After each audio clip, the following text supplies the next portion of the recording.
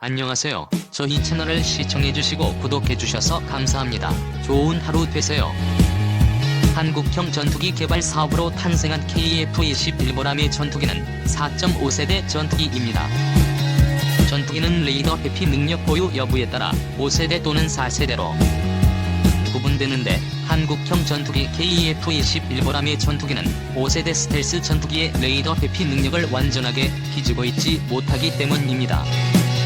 하지만 해외에선 KF-21을 액면 그대로 4.5세대로 보는 시각도 있지만, 실질적인 5세대 전투기로 간주하는 전문가들도 많습니다.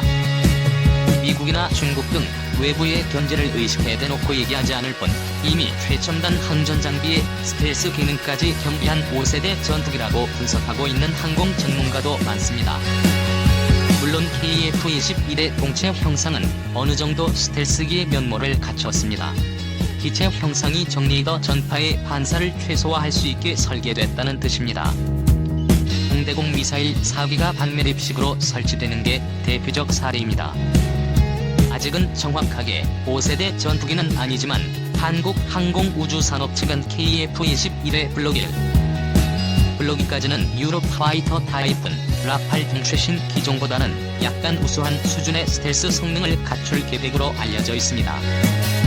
반면 2028년 이후 블록 3부터는 기체 내 무기창 삽입을 통해 미 공군의 F-22, F-35 수준으로 개량하는 방안을 검토 중입니다.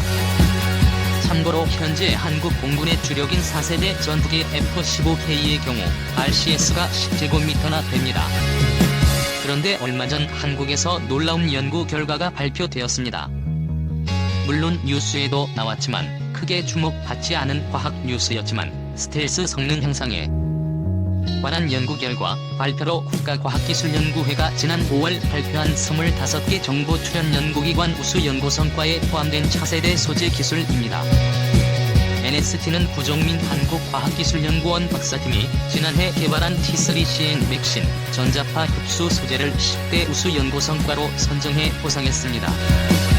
이 기술이 실용화될 경우 F-21을 포함한 주요 무기들의 스텔스 성능을 별도의 기술 개발, 성능 개선 등이 없이 단순히 페인트 칠이나 코팅만으로 대폭 향상시킬 수 있다는 평가를 받고 있습니다.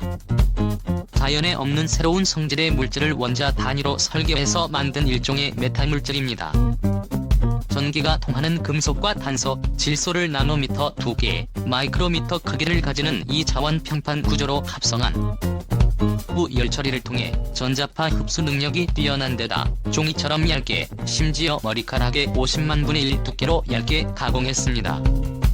따라서 잉크나 페인트처럼 도포하거나 코팅하는 형태로 사용할 수도 있습니다. 여러 번 적층의 두께 및 투과도, 표면 저항을 자유롭게 제어할 수 있습니다. 특히 이 필름을 55나노미터 두께로 적층하면 99% 이상 전자파 차단이 가능했습니다. 이는 현재까지 보고된 어떤 전자파 차단 소재보다 우수한 성능입니다. 무엇보다 전자파 흡수 능력이 뛰어나 4차 산업화와 함께 고전력, 고집적화되고 있는 스마트폰, 웨어러블 기기, 자율주행 자동차, 도시망공 모빌리티에 적용돼 오작동을 예방하고 안정적인 성능을 보장할 수 있고, 특히 전함, 전투기, 탱크 등 군사 장비에 적용할 경우 스텔스 성능을 극대화할 수 있습니다. 한국은 KF-21은 물론 차세대 전차 K3나 차세대 구축함 KDDX 등의 스텔스 기능을 도입할 것으로 알려져 있습니다. 연구 개발에 따라 기존 전투 자산들에도 저피탑 능력을 부여할 수도 있습니다. 유사시 북한의 핵투사 등에 따른 EMP 공격에 대응할 고정형 전자파 방호 구조물에도 활용하는 방안도 이미 연구 중입니다.